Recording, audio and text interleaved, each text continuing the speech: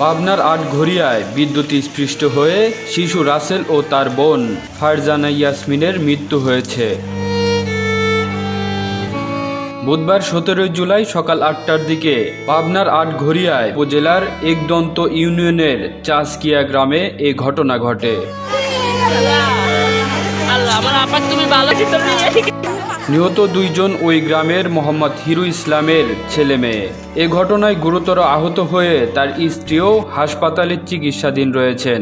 আটঘাটিয়া থানার ভারপ্রাপ্ত কর্মকর্তা ওসি আমিনুল ইসলাম ঘটনার সত্যতা নিশ্চিত করে বলেন, পাওয়ারলুম তার চালাতে গিয়ে এই দুর্ঘটনা ঘটে।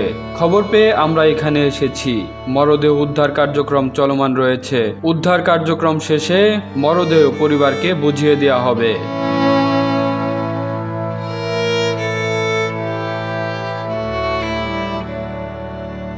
কামরুল ইসলাম, এই বাংলা নিউজ ডেস্ক।